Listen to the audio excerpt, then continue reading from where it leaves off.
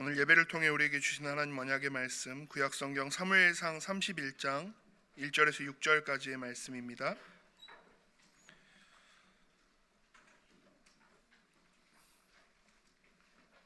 구약성경 사무엘상 31장 1절에서 6절의 말씀을 제가 봉독합니다. 블레셋 사람들이 이스라엘을 침해 이스라엘 사람들이 블레셋 사람들 앞에서 도망하여 길보아 산에서 엎드러져 죽으니라. 블레셋 사람들이 사울과 그의 아들들을 추격하여 사울의 아들 요나단과 아비나답과 말기수아를 죽이니라. 사울이 패전함에 활 쏘는 자가 따라잡으니 사울이 그 활 쏘는 자에게 중상을 입은지라. 그가 무기를 든 자에게 이르되 내 칼을 빼어 그것으로 나를 찌르라. 할례 받지 않은 자들이 와서 나를 찌르고 모욕할까 두려워하노라 하나 무기를 든 자가 심히 두려워하여 감히 행하지 아니하는지라.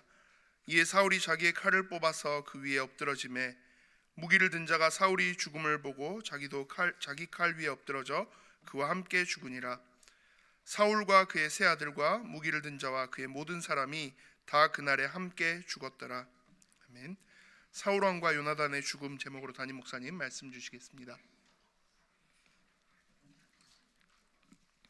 오늘 또 하나님께서 저와 여러분에게 큰 은혜를 준비하셨습니다. 우리 옆에 있는 분들 이렇게 보시면서 인사하십시다. 하나님은 좋으신 하나님이십니다.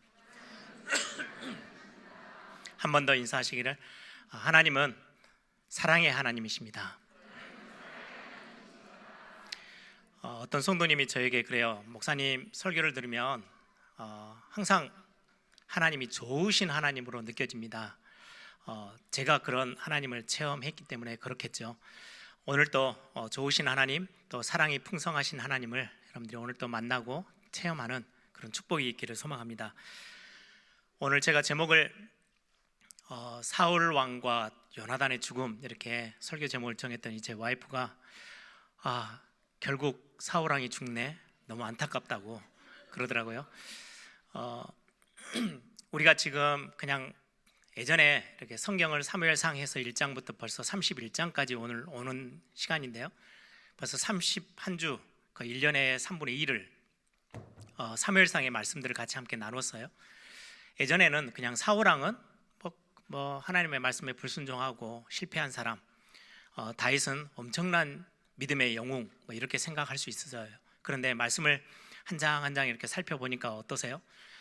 사울이 참 그래도 괜찮았던 사람인데 하나님의 나라 안에 속해 있으면서도 갈수록 자기 중심이 되어지고 딱 사사시대의 그 핵심 내용, 자기의 소견이 옳은 대로 행했던 그 모습 때문에 거기서 벗어나지 못하고 결국은 실패하고 무너진 모습들을 성경을 통해서 확인합니다. 또 반대로 다윗은 엄청난 믿음의 영웅인 줄 알았는데 자세히 들여다보니까 우리하고 똑같은 심정을 가지고 있어요. 응답을 받을 때도 있지만 위기가 왔을 때 또다시 흔들리고 자기의 방법 안에 잡혀서 어려움 당하다가 또 하나님을 의지하고 또 회복되어지고 이런 모습들을 보면서 다윗도 어떻게 보면 우리와 똑같은 모습을 가지고 있구나. 그럼에도 불구하고 하나님이 다윗을 놓지 않고 끝까지 지켜 보호해 주셨구나. 그러면 저와 여러분에게도 마찬가지겠죠. 이런 어떤 많은 부분들을 성경을 하나하나 보면서 우리는 배우고 또 우리에게 주신 말씀들을 우리가 확인할 수 있습니다. 오늘 사무엘상 마지막 장 31장을 함께 나누는데요. 사실은 마지막 장이 아니고 원래 히브리 성경에는 사무엘서가 한 권의 성경으로 되어 있습니다.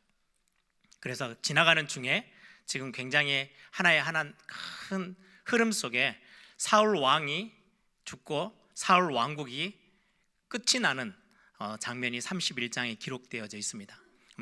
이제 사무엘하 1장으로 또 나중에는 넘어가겠죠. 그래서 몇 주 좀 쉬었다가 다시금 사무엘하 말씀을 함께 나눠보려고 하는데요. 이 중요한 부분은 그냥 단순하게 성경을 보면서 사울 왕은 나쁜 사람이고 다윗은 좋은 사람이니까 하나님이 좋은 사람에게 복을 주시고 사울은 벌하셨어, 이런 지금 윤리도덕적인 어떤 접근이 성경에서는 불필요합니다. 절대 그렇게 보시면 안 되고, 항상 계속 제가 말씀 중에 언급했던 것처럼 아브라함을 하나님이 택하셔서 하나님의 백성이 어떠해야 되는지, 그리고는 이제 이 아브라함의 후손들 중에 애굽에서 큰 민족을 이루게 됐죠.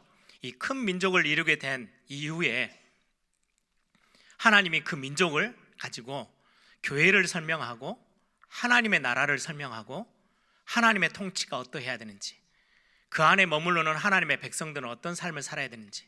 성경 전체는요, 너희들은 내 백성이야, 나는 너의 하나님이야, 내가 너희들과 함께 있어. 이게 굉장히 중요한 성경 전체의 흐름이거든요. 그렇게 하나님이 한 민족을 이루게 만드셔서 이제 출애굽해서 광야를 지나서 가나안 땅, 약속의 땅에서 완전히 이제 한 나라를 이루어서 하나님의 통치를 맛보게 만드시는데, 그래서 많은 교회가 그걸 보고 배우도록, 우리의 가정이 배우도록, 우리의 인생이 어떻게 삶을 살아야 하나님의 복을 받을 수 있는지, 어떤 것을 하나님이 원하시는지 확인할 수 있거든요. 그런데 가나안을 정복하고 나서 그 다음 세대가 일어나면서는 완전 하나님을 잊어버리는 사사시대가 다가옵니다. 사사시대의 핵심은 자기의 소견이 옳은 대로 행했던 시대. 그게 어디까지 연결되어져요? 사울 왕국까지 연결되어져요.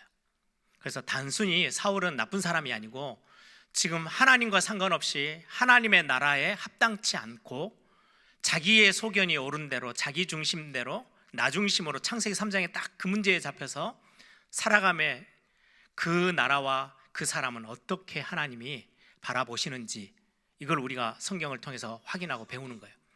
그리고는 이제 다윗 왕국이 몰락하고 사울 왕국이 몰락하고 다윗 왕국이 새로 시작하게 되죠. 이제 그 부분을 사무엘 하부터 우리가 또 함께 보게 될 겁니다.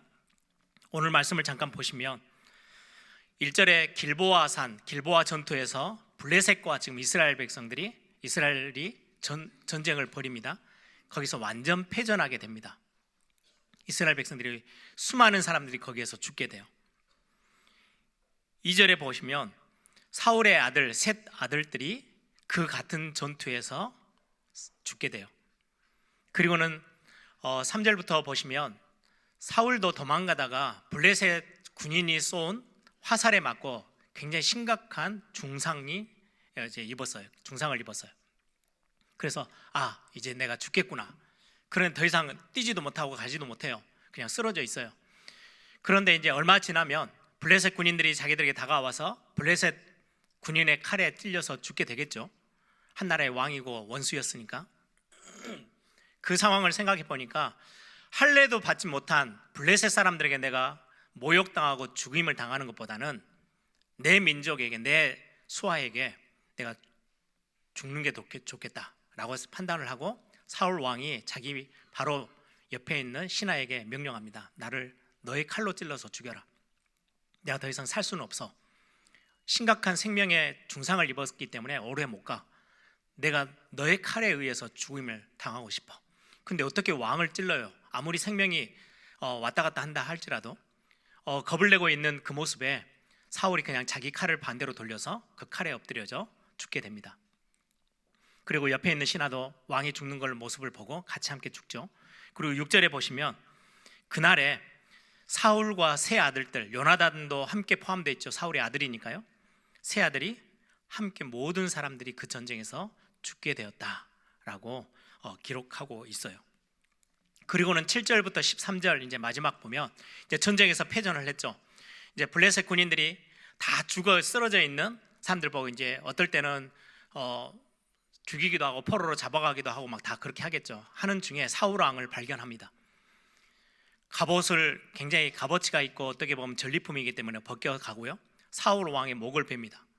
그리고는 사울이 가지고 있었던 모든 것들을 각 성들, 블레셋 자기들의 백성들에게 다 나눠주고 사울의 시신을 취해서 성벽에다가 못을 박아서 걸어놓습니다. 너무 모욕적인 상황이죠. 이스라엘이 완전 패전했다는 말이에요. 이 소식을 듣고 길르앗 야베스라는 지역의 사람들이 몰래 밤에 가서 사울의 시신을 빼옵니다. 그리고는 장사를 지내줘요. 길르앗 야베스는 사울에게 도움을 받았던 곳이거든요. 그 사람들이 사울의 도움을 생각하고 사울의 시신을 취해서 장사를 지내줘요. 그런데 오늘 성경에 보니까 12절에도 보면 거기서 사울의 시신을 불살랐대요. 화장을 한 거예요. 장례를 치르는데 원래 이스라엘 백성들의 저 장래 문화는 굴을 파서 매장을 한다든지 땅을 파서 매장을 합니다. 근데 오늘 본문에 보면 불로 태워서 장례를 치렀대요. 왜 그랬을까요? 시신이 너무 많이 훼손됐으니까. 목도 잘리고 너무 많은 못을 박아가지고 저 성벽에다 걸어놨으니 얼마나 난리가 났겠어요.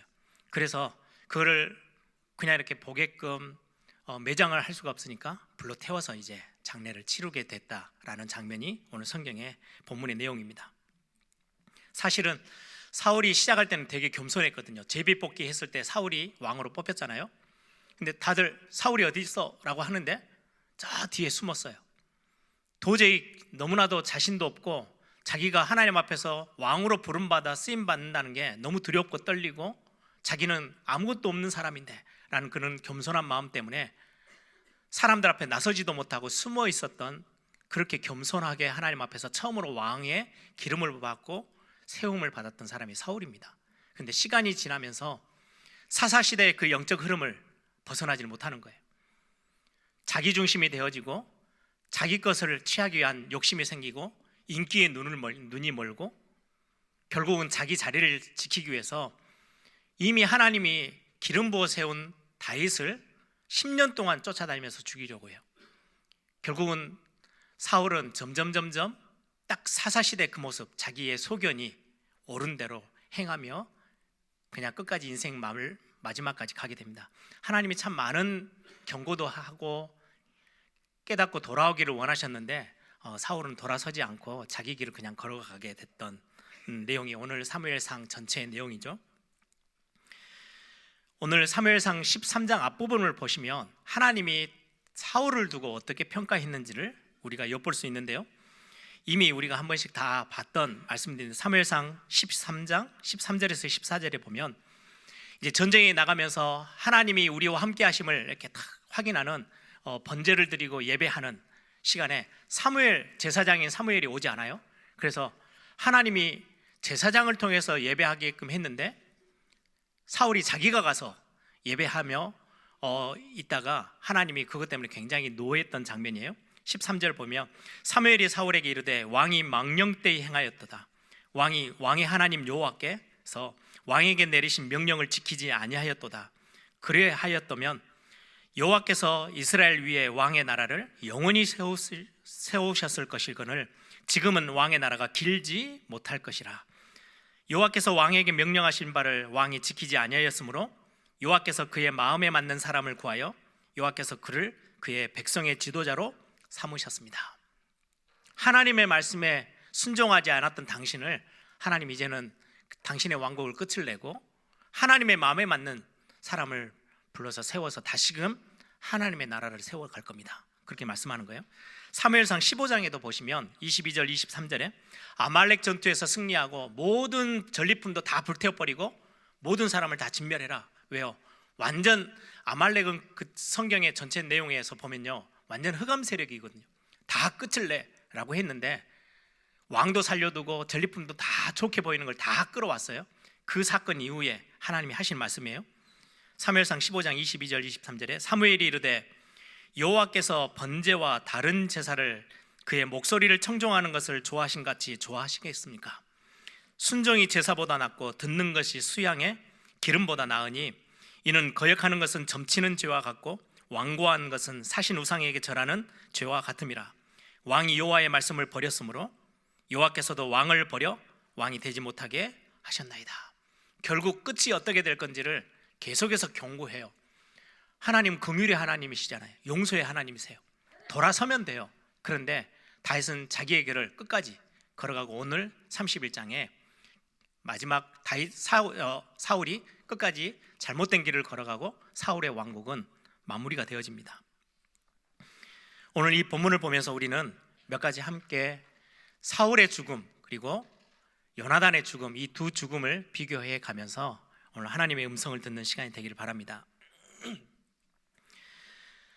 사울 왕의 죽음을 보시면 사실은 사사시대로부터 시작해서 계속해서 자기 중심에 자기의 소견이 옳은 대로 행했던 그 왕국으로 이어져요. 사사시대의 흐름이 사울의 왕국까지 이어져서 옵니다.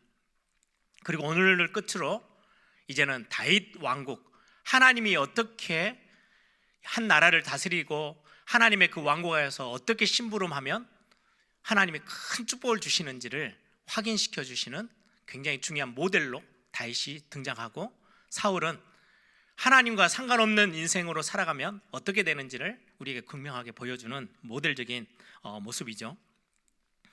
사울 왕국은 이제 끝이 납니다. 몰락하고 다윗 왕국이 이제 새로 시작하는 그 모습을 성경을 통해서 확인하게 되는데요. 사울 왕국의 시작이 어떠했는지 여러분들 기억하시죠? 하나님이 직접 세운 왕이 아니에요. 백성들이 처음에 요구를 했어요. 사무엘을 찾아와서 지금 우리 안 보이는 하나님, 출애굽부터 시작해서 여호와라는 하나님이 우리를 한 민족을 택하시고 우리에게 복 주시고 가나안 땅을 허락하셔서 여기까지 오긴 했는데 불안하다. 눈에도 안 보이는 왕을 모시고 사는 게 얼마나 불안한지. 다른 옆에 있는 나라들을 보니까 다 눈에 보이는 왕이 다 있어요. 그리고 그 왕이 힘이 있으니까 그 백성들을 보호해주고 먹을 걸 채워주고 잘 살도록 만들어주고 번영을 이루어지게끔 해주는데 우리는 그런 왕이 없다. 우리에게도 눈에 보이는 왕을 달라. 되게 하나님이 굉장히 화가 나셨어요. 그럼에도 불구하고 강하게 요구하는 이스라엘 백성들의 요구를 듣고 한 왕을 세워주시는데 그게 바로 사울 왕이었어요. 눈에 보이는 것. 그래서 그 사울 왕이 자기들의 가장 원수인 블레셋을 막아주고 자기들을 지켜주고 보호하고 필요에 따라서 먹을 것과 입을 것을 다 채워줄 수 있는, 잘 살도록 만들어줄 수 있는 왕이 될 거라고 생각하고 왕을 주십시오. 눈에 보이는 왕을 우리에게 세워주십시오 라고 요청한 거예요. 요구한 거죠. 그렇게 해서 시작됐던 게 사울 왕국이에요. 사울 역시 처음에는 겸손하게 시작한 것처럼 보였는데 시간 지나면서 자기의 자리, 자기 인기, 자기 것, 그것 채우는데 급급했어요. 자기 것으로 가득 차고 자기 욕심을 채워나가는 왕으로 계속해서 그 길을 걸어갑니다. 저는 이 모습을 잠깐 이렇게 정리하면서 그런 묵상을 했어요. 우리가 신앙생활하면서 메시지 들으면서 예수 그리스도 다 끝내셨다. 그분은 모든 것 되시고 그분은 완전하고 그분으로 우리는 충분해. 그렇게 신앙 고백해요. 그리고는 현실에 딱 나가면요, 그거 가지고 이게 내가 진짜로 잘 살 수 있을까? 우리 가정이 잘 나갈 수 있을까? 왜요? 눈에 안 보이는 약속이에요. 근데 세상은 전부 다 눈에 보여지는 힘 있는 배경 가지고 있는 사람이 승리하고 잘 살아요. 성공해야 잘 살아요. 나름대로 실력을 갖추고 학벌이 좋고 좋은 학교를 나와야 잘 살 것 같거든요. 세상은 다 그렇게 가요. 눈에 보이는 게 가장 최고의 것으로 앞에 우뚝 서 있어요. 그걸 놓치면 내가 실패자가 될 것 같아요. 딱 이스라엘 백성들이 요구했던 눈에 보이는 왕을 주십시오. 그 왕 때문에 우리가 보호받고 성공할 수 있을 것 같습니다. 착각이죠. 근데 우리도 신앙의 고백으로는 그리스도는 완전하시고 충분하고 모든 것입니다 라고 해놓고 돌아서서는 눈에 보이는 것을 막 추구하고 살아가요. 참 어리석은 모습이죠.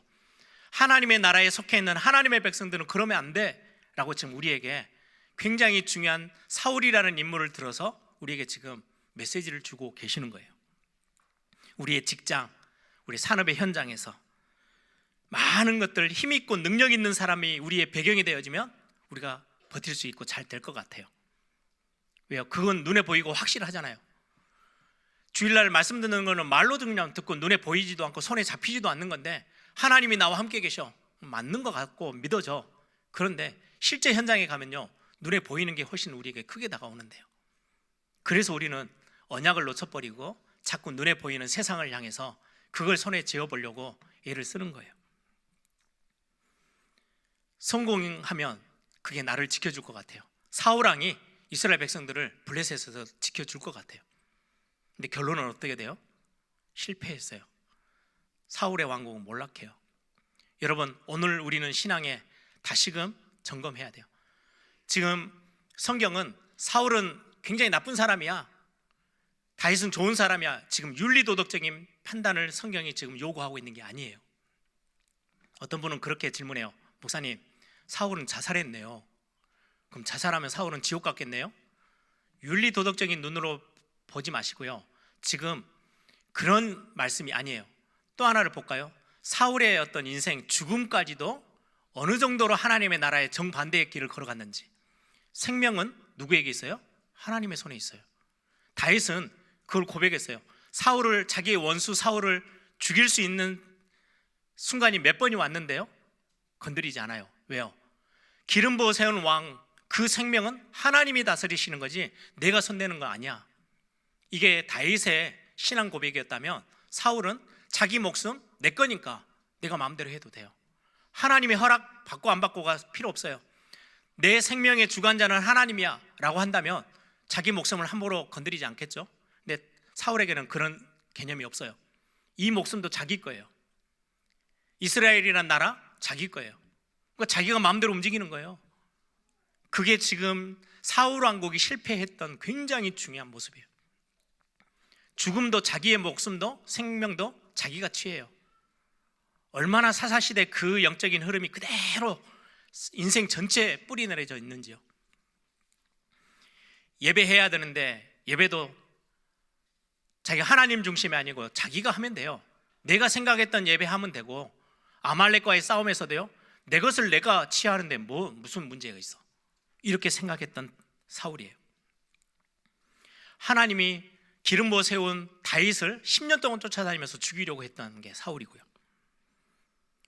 이스라엘 나라도 내가 이제 왕으로 서서 보니까 욕심도 나고 내 것이고 내가 마음대로 할 수 있다고 생각해요. 하나님의 통치, 그 눈에 안 보이는 거니까 있는지 없는지도 모르겠고, 이게 사울 왕이 실패했던 굉장히 중요한 영적인 모습입니다. 그래, 예전에 제가 설교하면서 그런 말씀 드렸죠.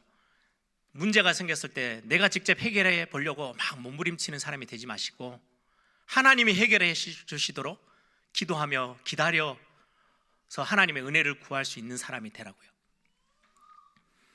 하나님의 나라는 쟁취해서 얻는 게 아니에요. 하나님이 허락하실 때 받는 거예요. 교회의 일도 마찬가지고, 지금 우리는 하나님의 나라 안에 속해 있는 교회와 우리의 가정과 우리의 개인의 인생 전체를 두고 메시지들을 우리는 붙잡아야 되겠죠. 내 인생 내가 마음대로 움직일 수 있는 게 아니에요. 하나님이 허락하시면 내 생각을 넘어서는 어마어마한 응답이 앞에 준비되어 있어요. 혹시라도 막혀 있다면 하나님은 문을 여시고 축복하실 거예요.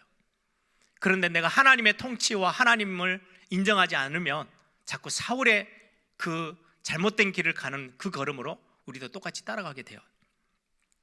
예전에 여게벳의 노래라는 노래 잘 우리가 많이 불렀죠. 그 가사의 후렴에 보시면 너의 참 주인, 우리 인생의 주인이 하나님이세요. 사울은 이걸 끝까지 인정하지 않아요. 자기 죽음에서까지도 인정하지 않았던 삶이었어요. 여러분, 쟁취하는 인생이 되지 마시고 하나님이 은혜로 주신 것들을 받아 누리는 우리 성도님들이 되길 바랍니다. 애를 쓰고 노력하고 막 힘쓰는 게 아니고 은혜가 뭔지를 알고 살아가고 매일매일 하나님의 은혜를 구하며 기다리는 하나님의 자녀들이 되기를 소망합니다. 그러면서 저는 이 본문을 보면서 사울이 죽는데 하나님의 마음은 좀 어떠했을까? 하나님의 마음은 어땠을까? 야, 꽃이다, 이제서야 죽네, 이랬을까요? 저 죄인은 죽어도 마땅해 라고 했을까요? 아니에요. 지난번에도 말씀 소개해드렸죠. 하나님은 죄인이 죽는 것까지도 기뻐하지 않으신대요. 죄인인데 멸망받는 그 모습을 보면서 너무 안타까워하시고 불쌍히 여기셨던 분이 하나님이세요. 다윗의 모습을 보면 그래요. 다윗이 참 선한 사람이었구나, 이 개념이 아니에요. 사무엘 상하를 읽으시면서 절대 그 개념으로 읽으시면 안 돼요. 다윗은 하나님의 나라에서 응답받는 사람의 모델적인 모습이에요. 사울은 하나님의 나라에서도 실패자로서 하나님의 응답과 아무 상관없이 무너져가는 사람의 모습이기도 해요. 다윗이 사무엘하 1장에 보시면 사울의 죽음을 두고요, 너무 슬퍼서 슬픈 노래 애가를 지어서 전 백성들에게 부르게 하고요, 슬퍼 울며 식음을 전폐했던 모습이 나와요. 그게 하나님의 마음의 한 부분이에요. 그렇게도 하나님의 말씀에 반대로 길을 갔던 이 죄인이었던 사울의 모습에도 하나님의 마음은 슬프고 안타깝고 불쌍히 여기는 마음을 하나님은 가지고 계세요. 하나님은 죄는 미워하세요. 죄에 대해서 심판하시고 징계하세요. 그런데 죄인은 사랑하세요. 죄인은 불쌍히 여기시고 긍휼히 여기시고 구원하기를 원하시는 거예요. 그래서 우리가 하나님은 죄를 미워하세요. 돌아서야 돼요. 돌아서면 돼요. 하나님은 우리 앞에 두렵고 떨림의 존재가 아니고 언제든지 긍휼하심과 불쌍히 여기심을 가지고 우리를 품고 기다려주시는 하나님으로 성경은 설명하고 있습니다.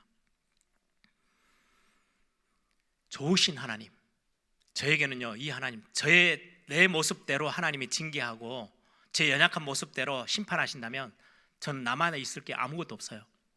근데 기다려주시는 거예요. 죄인을 끝까지 사랑해 주시는 모습. 우리가 아직 죄인 되었을 때, 우리가 아직 하나님과 원수되어져 있는 그 자리에 있을 때도 하나님 우리를 버리지 아니하시는 좋으신 하나님. 어느 정도요? 십자가를 앞세우고 물과 피를 다 쏟아가면서까지 우리 죄를 다 담당해 주시고 죄에서 떠난 하나님의 자녀로 삼아서 우리를 구원해 주신 하나님. 에덴 동산 예를 한번 들어볼까요? 에덴 동산에서 아담과 하와를 거기에 살게 하시면서 마음껏 복을 누리라고 했어요. 그런데 창세기 3장에 하나님을 버리고 떠나죠. 죄를 지어요. 그래서 에덴 동산에서 쫓겨났어요. 더 이상 에덴 동산에는 머물 수가 없어요. 거룩한 곳이기 때문에. 그러면 하나님은 에덴 동산의 거룩한 곳에 그대로 계시면서 인간들은 저 세상에서 방황하도록 두셨냐? 아니요. 하나님도 에덴 동산을 떠나 나오셨어요. 누구를 위해서요? 죄인을 위해서. 낮고 천한 우리를 위해서 하늘 보좌를 버리시고 십자가 위에 올라가신 분이 예수 그리스도 우리 하나님이세요. 우리는 하나님을 잘못 오해할 때가 참 많아요. 어떤 렘넌트들이 저에게 이제 상담을 하러 오면 그런 이야기를 합니다. 목사님, 하나님 너무 무서워요. 내가 조금이라도 실수하면은 절대로 봐주지 않을 하나님으로 설명을 해요. 근데 목사님 설교를 들어보니까, 강의를 들어보니까 아버지 하나님은 좋으신 하나님이라는데 자기는 그런 느낌이 단 하나도 없대요. 그래서 상담하면서 이야기를 해보니까요, 어디에서부터 문제가 틀어지기 시작했냐? 육신의 아버지, 어머니를 보면서 항상 자기의 아버지는요, 조그마한 실수도 용납하지 않고 언제든지 징계를 내리고 막 벌을 심하게 내렸던 그 아버지 밑에서 자라다 보니까 하나님은 당연히 징계의 하나님, 두려움의 하나님, 그런 하나님으로만 보여진대요. 제가 얼마나 눈물이 나든지요. 저도 아버지잖아요. 아이들의 앞에서 제 삶을 많이 돌아봅니다. 이 아이들이 나중에 복음을 듣고 하나님 아버지를 딱 이미지를 생각할 때 내가 제일 먼저 떠오르는 아버지에 대한 이미지일 건데, 난 어떤 아버지로 서야 될까? 내가 뭘 회복해야 될까? 내가 뭘 놓치지 말아야 될까? 왜 저토록 수많은 렘넌트들이 집에서 아버지, 어머니의 모습에 상처를 입고 하나님 아버지를 더 이상 깊이 다가가지 못하고 벌벌 떨고 있는 신앙생활을 왜 하고 있을까? 이게 저에게는 엄청난 숙제예요. 엄청난 메시지이기도 해요. 마르틴 루터까지 그렇게 생각했어요. 하나님은 두려움의 하나님, 죄를 절대로 용납 안 하는데 벌을 주시는 하나님으로 착각했어요. 그래서 나중에 알게 되죠. 아니야, 하나님 그런 하나님이 아니에요. 좋으신 하나님이에요. 죄인을 끝까지 용서하시기 위해서 기다려주시는 하나님, 죄인을 불쌍히 여기시고 긍휼히 여기시면서 은혜를 베푸시기를 원하시는 하나님. 여러분, 그 하나님을 오늘 말씀 속에서도 만나길 바랍니다. 사울이 죄를 지을 때마다 계속해서 책망하세요. 왜요? 돌아오라고요. 끝까지 기다려주시는 하나님의 모습을 우리는 볼 수 있죠. 여러분, 오늘 사울의 죽음을 통해서 여러 많은 모습들을 우리가 배워야 합니다. 말씀을 들어야 합니다. 눈에 보이는 것에 너무 의존하고 살지 마세요. 하나님은 모든 만물을 뛰어넘는 창조자 하나님이요 전능자 하나님이 우리의 아버지 되시고 우리를 구원해 주신 하나님이세요. 우리 인생의 주인이에요. 그 하나님을 얼마만큼 우리가 의지하고 사는지가 가장 중요한 부분이 되겠죠. 요나단의 죽음을 보면 이 안에서도 또 우리가 찾아내야 될 하나님의 말씀이 있어요. 사실은 다윗의 가장 원수는 누구예요? 요나단일 거예요. 요나단 입장에서는요, 다윗이 가장 죽여야만 자기가 왕을 차지할 수 있어요. 지금 이미 아버지는 왕이에요. 그 다음 이어받아야 될 다윗의 왕자로서 다윗이 아닌 사울의 왕위를 받아 누릴 수 있는 사람이 요나단인데, 지금 다윗이 지금 왕으로 기름 부어 세웠어요. 거기에 대해서 앙심을 품을 수 있는 유일한 사람은 사울이 아니고요, 요나단이어야 해요. 근데 요나단은 끝까지 다윗을 인정해 줍니다. 쉬웠을까요? 자기 자리를 완전히 차지하고 갈 사람인데 아버지를 더 응원할 수 있었을 건데요. 어떻게 보면 요나단에게 있어서 다윗은 절천지 원수가 될 수도 있었어요. 근데 그렇게 생각하지 않았어요. 왜요? 하나님의 하시는 일을 인정하고 하나님이 계획하시는 일에 순종했어요. 요나단의 모습이죠. 절대 욕심을 내지 않은 거예요. 야고보서 1장 15절에 보시면 욕심이 잉태한즉 죄를 낳고 죄가 장성한즉 사망을 낳으니라.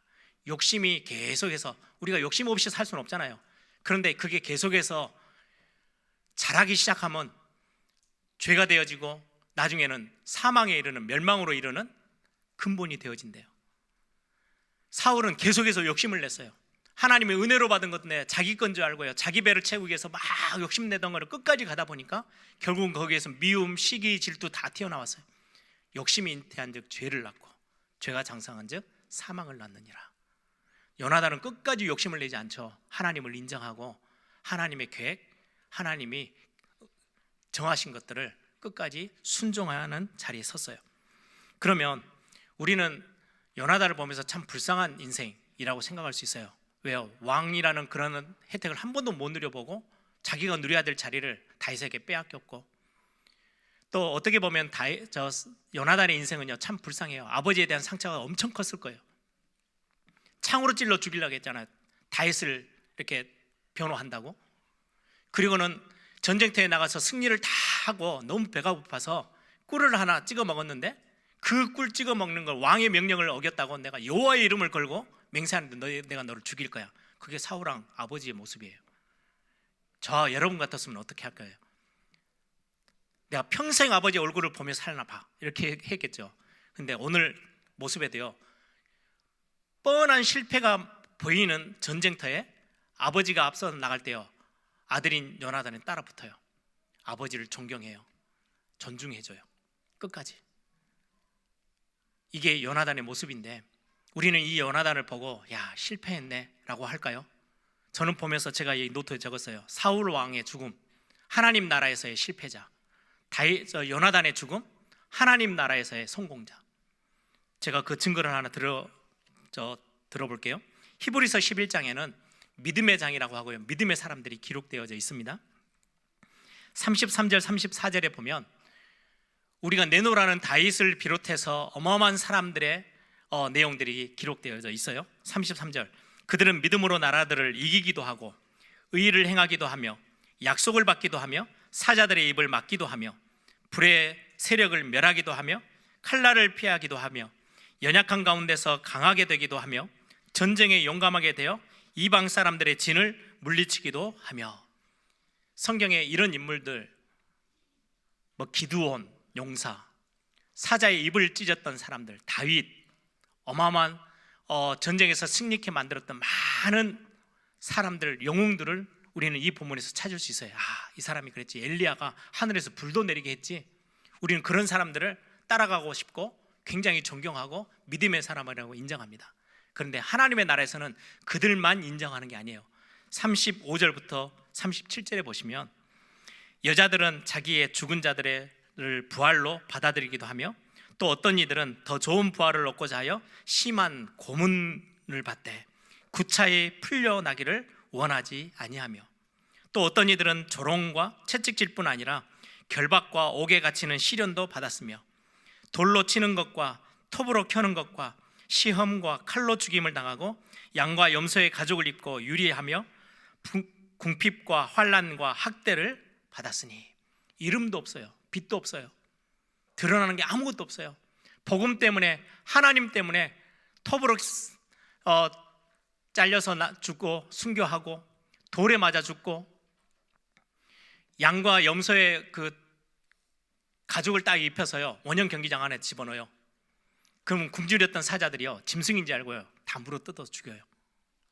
이런 어마어마한 고통을 당했는데 그 사람들의 이름들은 성경에 전혀 기록이 없어요. 이름이 기록되어 있지 않아요. 그런데 하나님의 나라에서는 이름이 기록되어 있는 사람만 기억하시는 게 아니에요. 요나단처럼 어떻게 보면은 큰 인물이 되지 못했어요. 왕도 되지 못했어요. 어떻게 보면 아버지의 엄청난 핍박과 상처 속에 있었고 자기의 자리를 다윗에게 다 내어주고 어떻게 보면 빼앗긴 사람이 되어졌어요. 그럼에도 불구하고 하나님이 중심에 서 있고 하나님의 말씀을 중심으로 두고 어떻게든지 다윗을 섬기고 다윗을 더 지켜 세우고 보호하고 도와주려고 했던 이 요나단, 하나님 나라의 법에서는요 완전 영웅 중의 영웅이고 성공자예요. 저는 오늘 이 본문을 이렇게 말씀 묵상하면서 정리하면서 저희 아버지가 어렸을 때부터 우리 자녀들에게 가르쳐 주셨던 신앙의 교육이 기억이 났어요. 하나님 앞에서 사람에게 인정 못 받아도 괜찮아. 좋은 자리에 안 올라가도 괜찮아. 큰 일을 못해도 괜찮아. 하나님이 원하는 그 일을 붙잡고 거기에 중심 두고 있으면 하나님이 가장 기뻐하시는 사람이 될 거야. 저는 그 교육이요 처음에는 이해가 잘 안 됐어요. 시간 가면 갈수록요 얼마나 귀한 메시지였는지요 기억이 돼요. 많은 사람에게 인정받기 위해서 뛰려고 하면요 이제 그때부터는 하나님이 온데간데였고요 눈에 보이는 것에 막 끌려가야 돼요. 근데 작은 거, 아주 작은 거 아무도 알아주지 않아도 상관없어. 하나님이 원하는 거 하면 되잖아. 그래서 너는 하나님 앞에 서면 돼. 이게요 부모님의 가르침이었어요. 요나단이 딱 그 자리에 서 있지 않았을까요? 하늘나라 가면 한번 보고 싶어요. 요나단이 얼마만큼 하나님의 사랑을 받고 그 자리에서 최고의 응답을 누리고 있는 사람이 되어 있는지. 하나님 나라라는 영적 시스템 안에서는 최고로 성공한 사람이 요나단이에요. 사울왕의 죽음과 요나단의 죽음, 우리는 두 개를 비교하면서 한번 봐야 되겠습니다. 누가복음 8장 15절에 보시면 좋은 땅에 있는 것은 착하고 좋은 마음으로 말씀을 듣고 지키어 인내로 결실하는 자. 씨 뿌리는 비유를 해 가시면서 뭐 길가밭, 가시밭, 또 이렇게 돌짝밭 하면서 좋은 땅, 옥토를 설명하면서 그렇게 설명하는 거예요. 좋은 땅에 있다는 것은 착하고 좋은 마음으로 하나님의 말씀을 듣고 그를 지켜 인내로 열매를 맺는 사람. 요나단의 모습이에요. 하나님의 말씀을 좋은 마음으로 탁 담고 원수 맞을 수 있는 다윗도 인정해주고 자기에게 어마어마한 상처를 줬던 사울이라는 아버지도 인정하고 아버지로서 최고의 대우를 해가면서 하나님의 말씀 앞에 서려고 애를 썼던 사람 요나단. 하나님은 요나단을 참 기쁘게 받으셨을 것 같아요. 오늘 우리는 우리의 인생 가운데 우리는 자꾸 눈에 보여지는 것에 끌려다니고 많이 우리는 그걸 의지하고 살 때가 참 많이 있죠. 말씀을 정리합니다. 어려움과 현실의 문제 앞에 눈에 보이는 것에 의지하고 여러분들이 하루를 살아가지 마시고요. 나를 위로해 주시고 나를 사랑하시며 나에게 더 큰 응답을 준비해 놓고 계시는 눈에 보이지 않지만 성경 안에 우리에게 다가오셔서 우리를 구원해 주신 하나님을 우리가 더욱더 붙잡고 살아가는 것. 죄인임에도 불구하고 우리를 끝까지 놓지 않으시고 구원의 길을 우리에게 허락하시고 우리를 자녀 삼으신 그 좋으신 하나님.